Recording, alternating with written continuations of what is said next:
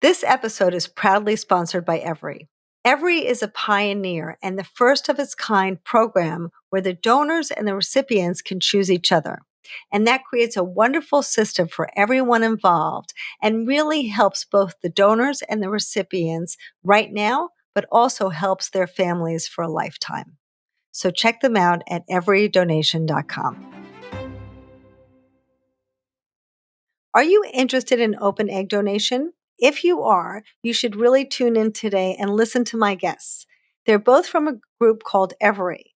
They have an open donor program, which is really the first of its kind, that allows for frozen or fresh eggs, allows for varying degrees of openness, and also puts in place guardrails to allow you to have the healthiest child possible. So if these things are important to you, please tune in. I think it'll be really fascinating.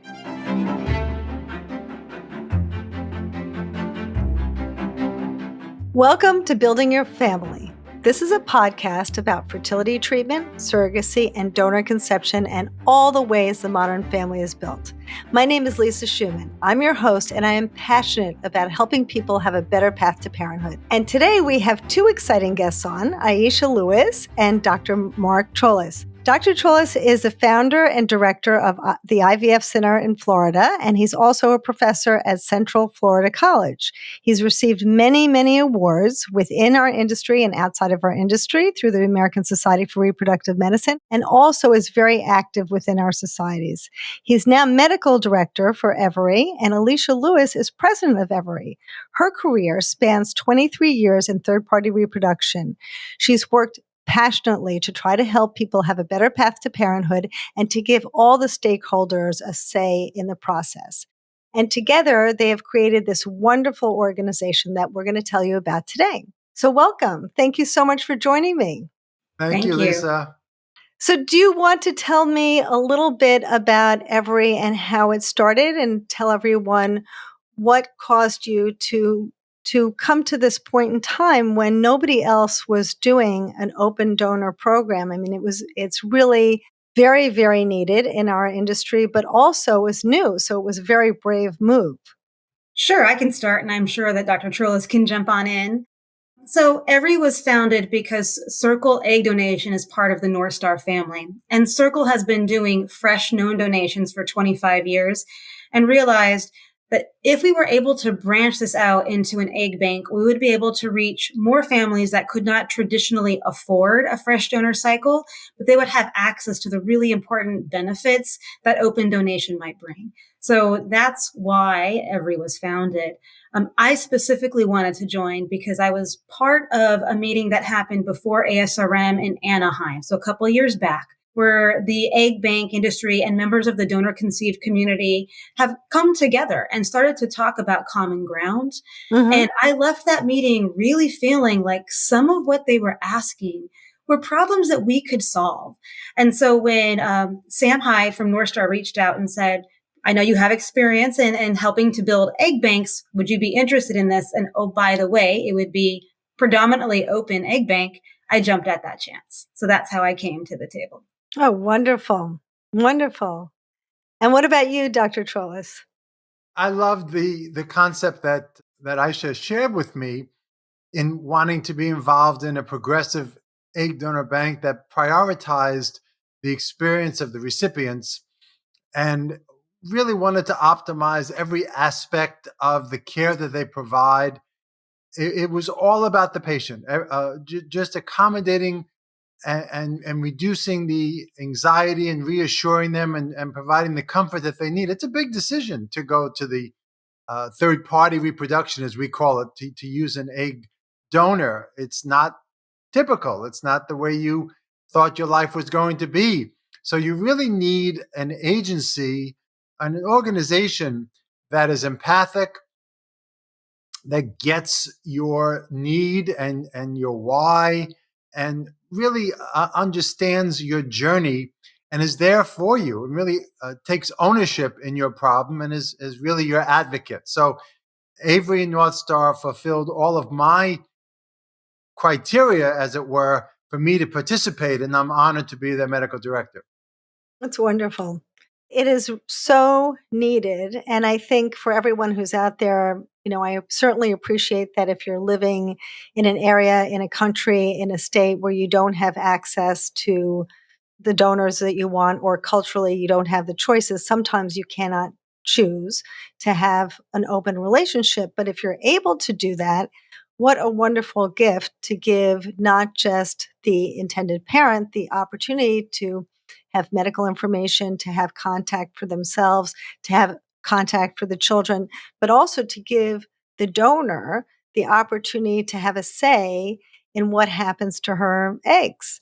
Can you talk to me a little bit about that and what your experience has been with that? I'm happy to, because I've been in the industry for so long and we've never had the opportunity to say to a donor, here is an intended parent profile. What do you think? And when I first joined and heard that that's what Circle had historically been doing, and honestly, a lot of agencies who have been helping fresh donor cycles along the way have been doing something similar, I thought, okay, I think we can do it. And my very, very first case on that was just eye opening, because I don't mind sharing, an intended parent who was fairly young and not sure if she wanted to disclose to her child whether or not egg donation was being used, wrote the intended parent profile and basically said in this profile, having sitting down, really recognizing that you're going to be reading this has changed the way I'm thinking about this. I want to be the one to tell my child how and when, but I might need you in the future to help me with this story. And she went on to document all photographs of the would-be aunts, uncles, grandparents, and great-grandparents. And being able to give that to the donor really brought back the humanity of this process. And it really it was my aha moment. And okay, we're building a foundation. I don't know where the future is going to hold, but we're building that foundation here. So that was my first experience on the intended parent side. I can tell you from the donor side, I'm just blown away by how many donors who really find the option of having a voice strongly resonate with them, right? They really want to learn more about this. What does this mean? What kind of options do I have? And what I'm finding is most of them, after they learn about all of the opportunities, they really land in this category saying, all, meaning I'd consider all types of donation, depending on what the intended parents desire initially. And so it's been really eye-opening to see that this is resonating quite strongly with the donor community. I think the movement came about with disclosure from the donors and also the offspring. In my 20 years or more of doing this, when you mention egg donor or even sperm donor, there's a little bit of a pushback from the parent, because when we talk about disclosure, they're worried that the child is going to want to go to their biological parent, or the biological parent may want to look up the child and have a relationship that could threaten the parent. And it's far from the truth. My personal experience, my wife and I went through infertility for 10 years, and we adopted 5 children. My worry was, and my wife's was, if we go through the adoption process, they're going to want to be involved with the child's life and so on. Or if we told the child, they're going to want to look up their parent. And that's not the case. It's curiosity. It's wanting to know where you came from. The child is not going to all of a sudden grow up and say, well, that's my real mother, even though you woke up at 3 a.m. and changed my diapers. It's not that at all. And psychologists will echo those comments that disclosure early on to the child is the healthiest, rather than risking a later awareness and risking betrayal, right? So you want to have that kind of honesty. And I think this is I applaud Everie for being a leader and a groundbreaker in the disclosure world, because it's a win-win for everybody. The donor is comforted to know where their eggs are going. The intended parents are comforted to know from where their eggs are. And then the offspring is getting to know where they want to go. I mean, I mentioned adoption with my children. When we told our children that they were adopted, very, very early on, they said, oh, okay. And then they went on to what they were doing at the time. So you're not going to lose your child. Disclosure can only empower people to know their roots, as it were. But family are people that grow up in the same home that love each other. That's our credo. I agree with you 100%. And I also have adopted children. And I think what's really amazing is that sadly, we didn't really learn from the adoption community, right? In the 1950s, there was a large number of children adopted in the US. And we saw over decades that these adult adoptees said, I wish that I had known early in life. I wouldn't have had identity confusion. It would have been nicer to know my birth parent. And now being able to give birth parents the ability to choose their adoptive parents is so important. And so sadly, we didn't learn that in the donor conception community until now. And even still now, it's slow. It's been a very slow change. And I think that it's difficult for a lot of these groups that have not been able to be open like you've been, because what we're seeing now, as in England, we're now seeing this first wave of children who are born from donor conception being able to search. And it's very confusing for them and very difficult. And the donors keep wondering, well, this child is supposed to reach out to me at 18, but could it be Monday? Could it be Wednesday? Is it going to be in 5 years? Is it going to be in 3 years? And there's been all this secrecy and shame around it for 18 years. And then all of a sudden they have to just, in a snap of a finger, be available to the recipients and be available to the offspring. And they've created their family not knowing that this was going to even happen in that way. And they have to now, 18 years later, tell their family members or their friends that they haven't told. And everything is just, they're scrambling to kind of catch up. For you, you're starting at the beginning where everybody can plan from day one. Is this going to work for me? Is this going to work for this group of people, not just for the recipient, but also for the child and for the donor, to make sure that that donor is someone who's going to feel comfortable sharing with other people, is going to feel comfortable with outreach. Look at the growing popularity of the donor sibling registry.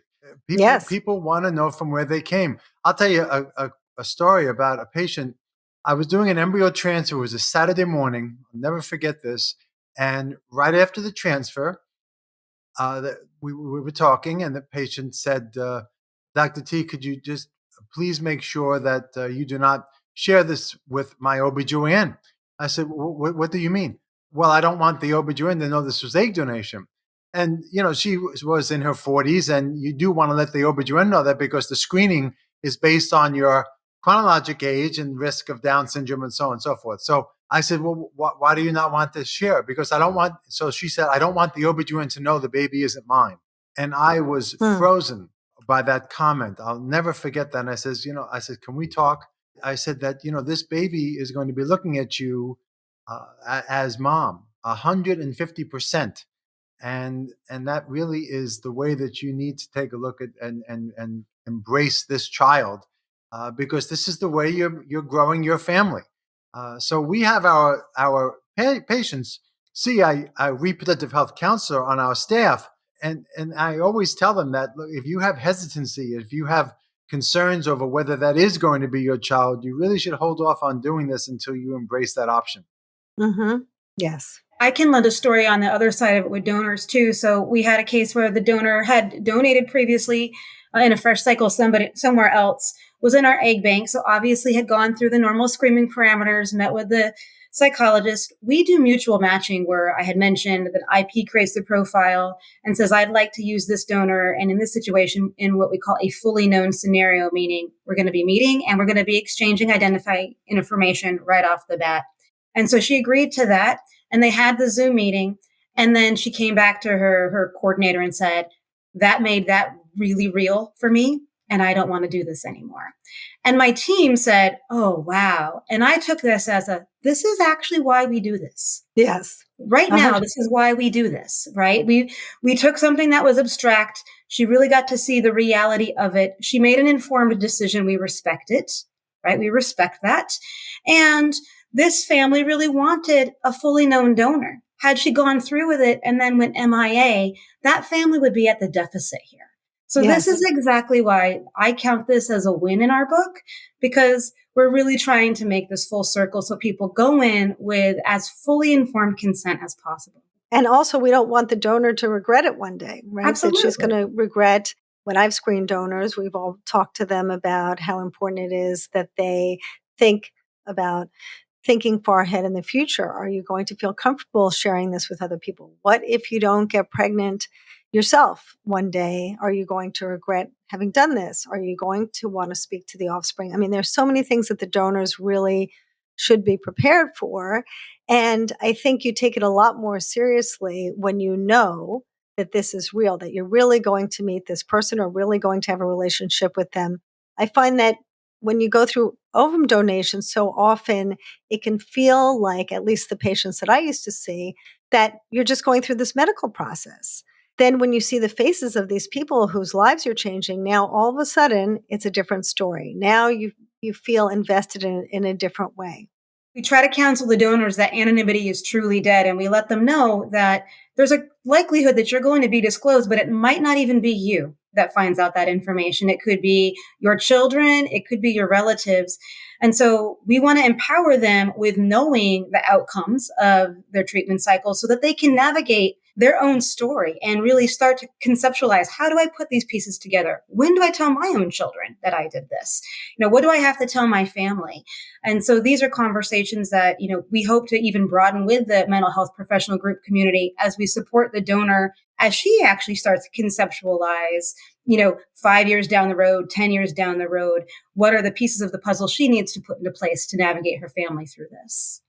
And if she's feeling prepared for that and feeling good about it, then she's less likely to be anxious when she's contacted, right? She's going to be much more comfortable when somebody contacts her for medical information, or if they want to stay in touch, or the child has, for emotional reasons, a desire to reach out to her. So that's really wonderful for everybody all around.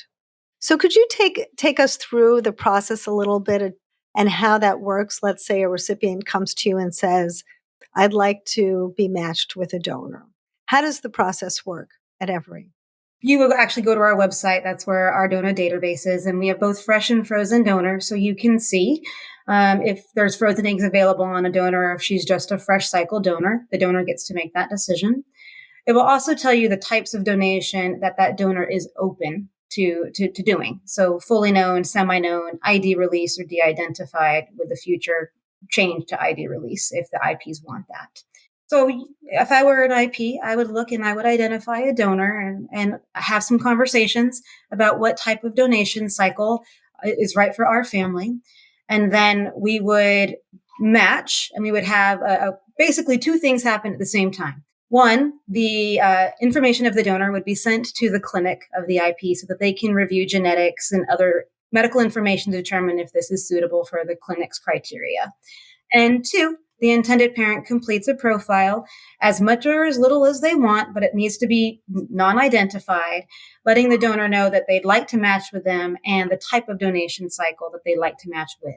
This gets presented to the donor, and the donor either agrees or disagrees, but normally agrees. And in cases of fully known or semi-known, where they're going to be meeting, we facilitate that meeting. It's usually via Zoom.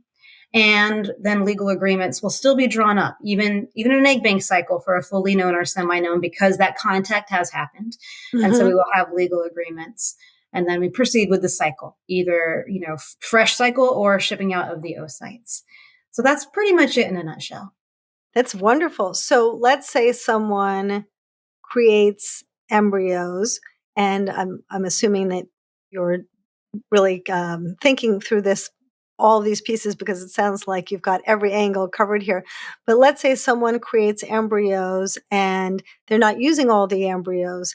Is the donor then notified if they're going to donate the embryos elsewhere? Yes. And the donor can even say, and it's counsel to think about this, that, what they would agree or disagree to in terms of embryo at that point. So maybe they say, I'm not comfortable with the embryos being adopted out, or I want to be notified. And some of them might say, it's okay, you can do what you'd like to do with these embryos, just as long as I'm made aware of what happens. But they have a say in that, and that's part of the reason for the legal agreements. If you've been watching me for a while, you know that I feel strongly about planning ahead, particularly when it comes to donor conception. With Everie, you have the ability to have so many choices to think ahead. To start, you can use frozen eggs, you can use fresh eggs, you can use a known donor, you can use somebody that you're just going to be in touch with for medical information. But what's so important is that you get to choose your donor and she gets to choose you. And that's fantastic because you will have the ability later to reach out to her for medical information. Or if your child's interested for social reasons, you have so many choices with Everie. It's really fantastic to be able to now finally have the choices that will be important to you and your future children. So check them out, everydonation.com. I think you'll really love them. So you mentioned genetic screening. So the genetic screening is part of your intake process before you match with a recipient. That's correct. So at Everie, once a donor applies, she can apply to learn about all aspects of our program. That includes fresh, frozen, and types of donation. One of the first few things that we do before they're presented either as a fresh match to IPs or entered into the egg bank, it is the genetic carrier screening, along with AMH, psychosocial, and Engaged MD, which is a medical learning module, so they really understand the egg donation process. That's great. And what about the full psychological screening? Are all the donors screened psychologically? Yep, they are. So they're screened with the ASRM guidelines. So the psychologists have to meet ASRM guidelines as well. And we're doing a PAI. And then we're trying to build out some tools that are going to be supportive tools for the donor as she completes the journey on the other side post donation. So we really want this to be as full spectrum as possible. That's fantastic. So people really get a fully screened donor before they match with anyone. But it's also, I just wanted to add that it's also important for the intended parents to have that kind of a education session. It's not much of a screen, Yes. is it? It's just to really inform about the process, what they can expect, but also emphasizing the importance of disclosure early on Yes. and making them understand that it's important to resolve the fact that this is how you're building your family. The more transparency and the more acceptance of that, much more healthier family upbringing. Yes. I think we're doing a really good job at this point in time as an industry and listening to some of the voices of the donor conceived community, like Melissa Lindsay at DCC just got that ASRM grant to have some educational materials that we can draw upon that can really help inform donors and intended parents to think forward. And hey, we can't speak on behalf of the donor conceived, but we can listen to them and present their varied experiences to both parties so that they can really internalize that. And then I think we can make a fully informed decision, both the IPs and the donors. But by understanding that there's this third entity that's not represented right now, Correct. Mm-hmm. but has voices and has varied opinions, and just having knowledge of what those might be. Yes. And also, I'd like to add that I think because of what you're saying, that so many in the donor conceived community and also the public now, having heard all of this, gets very anxious, both with sperm and egg donation, thinking that this is this deep, dark hole that I'm going into and I don't know what to do or how to navigate it. And yet I don't feel comfortable with my physician or my bank because I don't know what I'm getting. And you probably have also heard that there's lots of discussion about not having like a chain of custody, not knowing where the eggs are coming from or where the sperm is coming from, not knowing if there's correct psychological screening or genetic screening. And all of these difficulties are making people very, very anxious. And so I think by making everything really transparent is great. But at the same time, what's wonderful is that you're following ASRM guidelines and making sure the best medical care is not forgotten, which, brings up another thought that I had, which is really wonderful and really hard to do, which is to be able to make sure that you have some history, which we discussed earlier. And I know that there's been a push for donors not to provide a history because sometimes they don't always know, or sometimes there is someone who is adopted or donor conceived themselves and doesn't have the information. But many recipients want to have that genetic background, that health background from the donor. And so I know that's a really tough thing to think about because you have to recruit a smaller number of people if you're really looking for people with full medical histories, but somehow you're able to do that. It's a big funnel, like you had mentioned, but it is important to us, and Dr. Trolice can speak on this because he defined the eligibility criteria that the donors have access to 3 generations of their family medical background history. And it's also important for us because we know that donors are self-reporting, and it's not that they're not being honest, but they might not know the full nature of that medical history, and we're aware of that. We try to do one better and have our genetics counselors actually elicit that history. So they self-report, and then our genetic counselors are obtaining that pedigree as well. And it's really interesting, and Dr. Trolice can talk about this, some of the correlations that they can make that end up in rule outs that maybe we wouldn't have ruled out, or maybe even ruled in that we wouldn't have ruled in based on what they can see in this bigger, broader picture of symptoms, ages, and genetic histories. And so I'm really glad that they're part of that process. They remain to be it even afterwards once we get updates from the donor. I tell the intended parents that they're going to know more about the donor than they are their significant other. And for first-time intended parents, which is usually the case, they are very, very concerned about all of this background, the genetics, the medical, and for generations. And I say, did you ask your partner all those questions before you started to try to have a child? And that sometimes can be overwhelming and delay the process over their fears that may not really come into play. Where we can provide them with really good information is the genetic screening. Hundreds of genetic carrier testing is done. So you get these genes that live on chromosomes, right? And these genes are our DNA, make us what we are. Many people are carriers of certain diseases. They're carriers, doesn't mean they have the disease, right? So if the donor is a carrier, and if we're using an egg donor, and the male partner is a carrier, then there is a 1 in 4 risk that the embryo would have the disease. And some of these diseases can be life-threatening. So that's the area that you really want to get involved with for the concerns about inheritable risks to baby. Family history of diabetes or even heart disease and things like that. I mean, there is not that absolute genetic link as it is to the mutations that we're talking about. Everybody wants an absolutely clean history, as it were, but that's unlikely. So you sort of have to prioritize the risks and see what you're willing to accept and what's a hard stop, as it were. Those things are so important, I think, for patients to be able to decide for themselves, right? Because of course, if they could use their own gametes to reproduce, they would. But since they can't, at least now they feel like they have some control over the choice of the genetics for their future child, because it's so difficult. It's hard, as Dr. Trolice, you and I both know, not being genetically connected to your children is a big step, right? It's a big step to feel like you don't know the genes of your children. And it's not what people usually, except for Angelina Jolie. I think she's the only person I know who had a non-genetically related child first. Usually people try to have genetically related children first.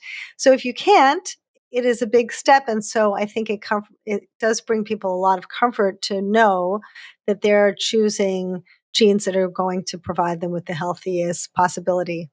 But the best thing about not having biologic related children is that you could brag about them forever, and because they got nothing from you. So you're not saying, they did this well, they do this because I do this. You've done nothing. This is their innate, wonderful, miraculous qualities that do that. I just want to insert a little editorial or advertorial, editorial, I think is a better word, about PGT, which is pre-implantation genetic testing. That's a pervasive test in many, many centers across the country and the world. And for the viewers, it's where the some cells are taken from the embryo, sent to a specialized laboratory. The embryo's frozen, waiting for the genetic information to come back. And these are chromosome tests of the embryo in general, although you can do the genetic testing that we talked about earlier if both parties are carriers. There is no good evidence to support doing PGT when you're using an egg donor. So if you are an intended parent that are watching this, I just want to share with you that would be an add-on or an upcharge, as it were. There really is nothing gained by doing genetic testing. It doesn't improve the per embryo transfer pregnancy rate or lower the miscarriage rate in that age group. So egg donors are not ones that you would want to spend the money to do that kind of testing. Some people are very, very interested in gender. You do get gender from that testing, but you have to be careful that if there is nothing gained in the egg donor group, is the testing then causing any type of damage to the embryo? And also the report that the embryo is abnormal in a low percentage, but a real percentage, it may be a false positive. So you could be discarding an embryo that otherwise would have implanted. So in general, we do not advise women, certainly below 35, to be doing chromosome testing to improve the outcome. When the recipients come to you, you're matching them. So they're going to make these decisions once they get to their clinic, right? They'll have to make that kind of decision. For many of them, they still do decide to go forward. So from a frozen egg perspective, most of the egg banks have a guarantee of having at least one usable blastocyst. We do know that PGTA for a portion of our patients is still going to happen despite recommendations. And so we offer a euploid guarantee. What was really interesting in our very first cases was a clinician coming back and saying we had 2 blasts, one was aneuploid, one was low-level mosaic. We would transfer a low-level mosaic, and so would the patient, but we want to make sure it doesn't negate the guarantee. And I thought, that's a very interesting question. So what we decided was we don't want to interfere with the clinician's decision or the patient's decision. Go ahead and transfer that, and it won't negate the guarantee. In fact, because you're now taking on potential risk of miscarriage, it's going to become a delivery guarantee. So if you don't deliver, then you'll get that cohort back or another cohort so that you can try again. But these are the questions that, from the clinical side, the medical side, they also have, how does this operate here on the business side? And we really want to be complementary. That's wonderful. That's great. And then, so you're also appreciating everybody's decision and their feelings about this. And what about, we started to talk a little bit about the screening process and how you go through this. How is the donor, how is she counseled in terms of these screenings? Because of course, she's going to potentially discover things about herself that maybe she doesn't know, right, in the screening. And that can be kind of a tricky subject too, if she has psychological issues, which I have seen many times, or if she has a heritable genetic trait, then she's going to have to deal with that. So how do all of you manage that within your program, or do you refer out for those sorts of cases? All of the donors have a pretty lengthy consultation with the donor intake team, which are specialized coordinators that actually speak to this about what does screening entail? What are we going to be doing? What are we going to be learning about? And specifically, agreeing to be a donor is potentially finding out information about yourself that can impact your own quality of life now that you know it. And are you okay with that? Mm-hmm. So they do sign a screening acknowledgement form, and there is a very strong genetic component of that. Like, this is what we're doing, genetic carrier screening, other screenings too, because believe it or not, the genetic counselors can make some insights that they might have to action. I've seen this where you just told me about your medical history. I have in front of me your carrier screening. I'm seeing some stuff here that needs follow-up. And so now, they have to go back and kind of. That's great. Yeah. So we want them to be as informed as possible about that. They also go to their clinician, right? We don't do all of the medical screening just by us. The doctors that we work with are doing it as well. And Dr. Trolice can speak more eloquently than I on that, but they're doing this as well too. Yeah, we follow the FDA guidelines. I mean, it's required for programs in the United States. And at that point, it's not really going to be a major disclosure to the recipients, because we do infectious disease screening, HIV, hepatitis B and C, syphilis, and then we do the physical examination. It really is meant, the questionnaires as well, meant to reduce the risk of transmission, viral transmission to the embryo, and then of course theoretically to mom. Although the concerns are probably more theoretical in a lot of circumstances, we still do a lot of that and physical examination. But one area that the clinician is very in tune with is the ovarian age testing. The best prognosis is the younger the patient chronologically. Biologically, we start looking at the numbers of eggs that they have left, and that could be determined from a hormone test called AMH or anti-Mullerian hormone, and also ultrasound looking at the little baby cysts on the ovary that represent eggs, okay? That gives us an idea about how many eggs they're going to get, not a fertility potential. There's a terrible misconception, if you will, about this ovarian age testing. It doesn't tell you that you're going to get pregnant naturally or even with artificial insemination, but it does give you an idea about how many eggs you're going to get. And when you're doing egg donation, you really want to be able to get a reasonable number of eggs to help those intended parents. And if they have a very low AMH level or very low what we call an antral follicle count, which is those little cysts on the ovary by ultrasound, then they're really not going to be the best donor for intended parents. And that's what we look at clinically as well. And that's so important to know because it's in so many known donor relationships, the patients get very attached to the donor and then they find out this donor is not a good candidate. And sometimes they want to go forward with her anyway. And it just becomes a big heartbreak for everyone. It gets to be costly. Other thing, of course, cigarette smoking in the donor is not a good idea because of the lower number of eggs that you're going to get. Even vaping is a concern as well. And of course, recreational drugs and alcohol are not accepted. You can educate as best as you can, but we really want to try to provide them, the intended parents, the best donor options so that they can not just select the best donor, but give them their best opportunity for a baby.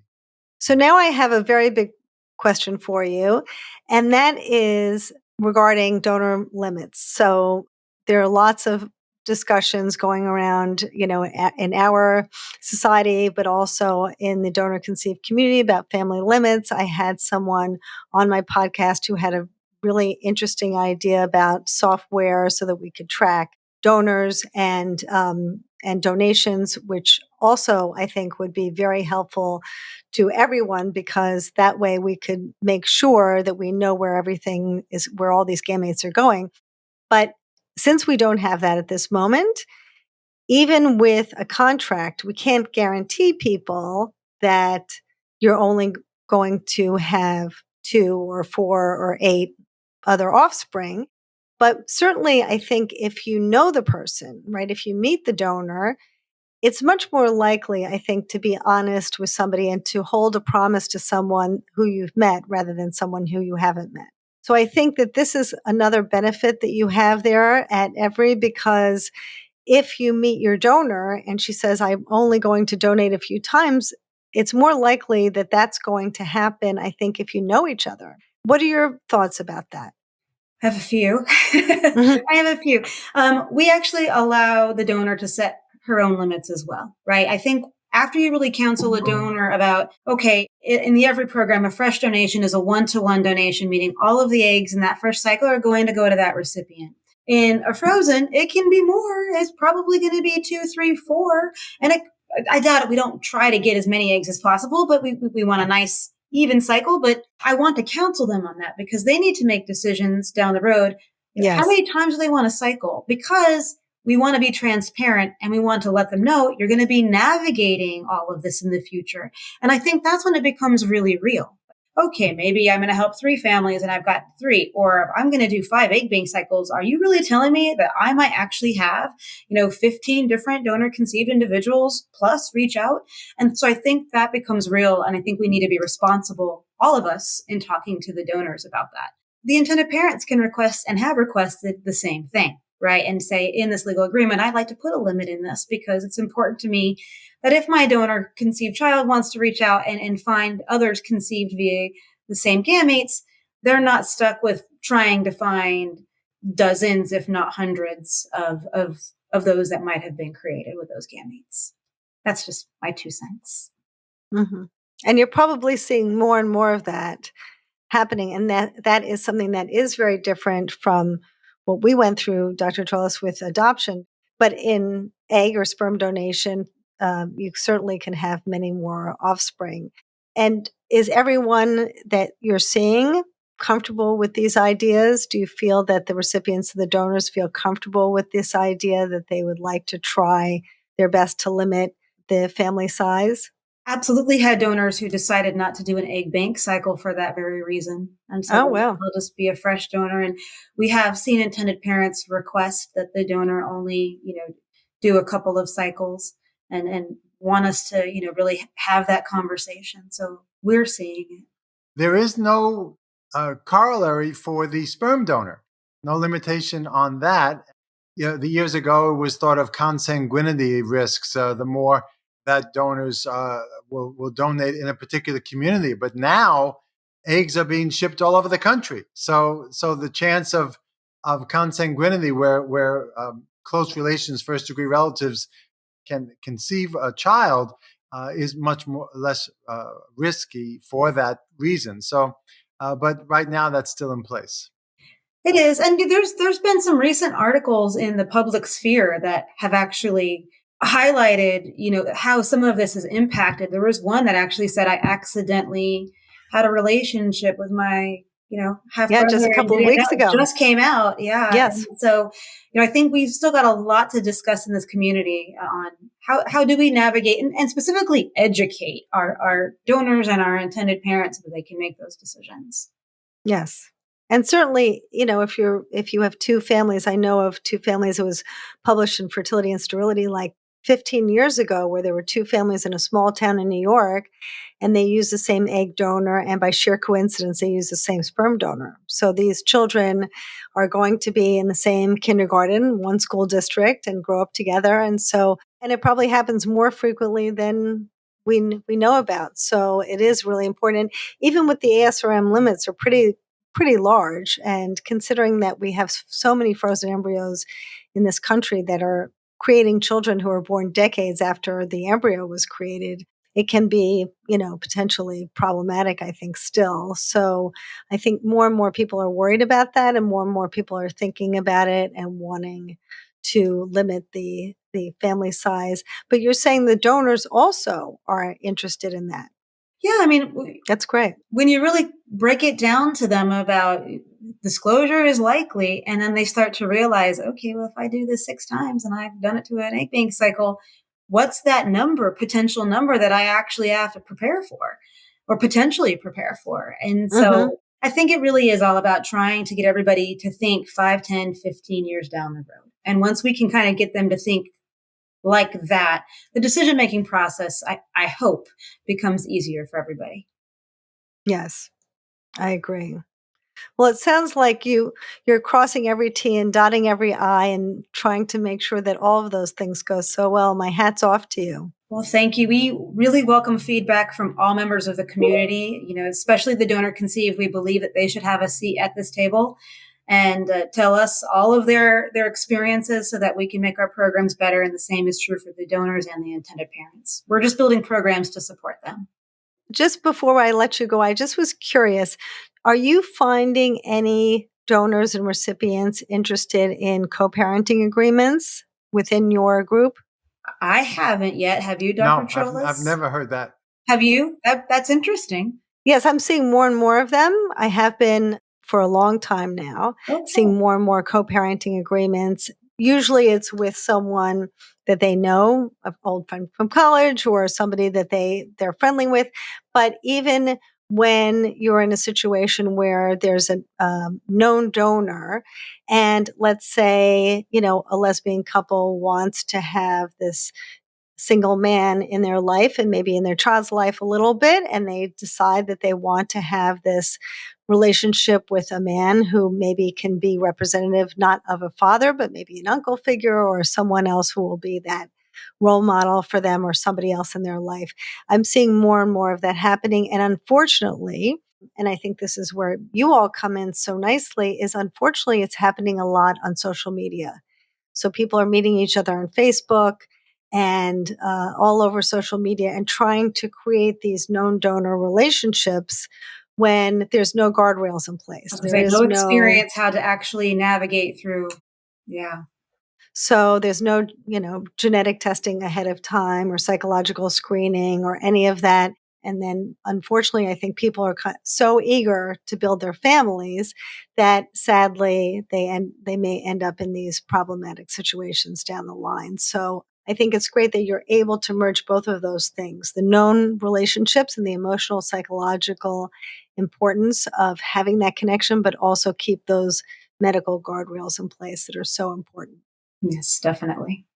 Well, thank you so much for coming today. I think this is a good place to wind down. Where can people find you? Well, our website is www.everydonation.com, but you can also just Google Everie Donation or the North Star Fertility Group, and you'll get to us eventually. Okay, terrific. I want to thank you so much for coming today. I really appreciate your time. And for all of you out there, thank you so much for listening to us. This is an evolving world that we're all part of. And I think Everie is doing a beautiful job of trying to make changes that will help everybody involved. So thank you so much. Reach out to them at everie.com and reach out to me at familybuilding.net anytime. And please subscribe because that's how we keep going. And I'll see you next time. Hi, it's Lisa Schumann. I hope that you enjoyed that video and I hope it helped you. And if it did, please give us a thumbs up and subscribe because that's how we keep going. It's really important to us. And if you liked it, you might like this one.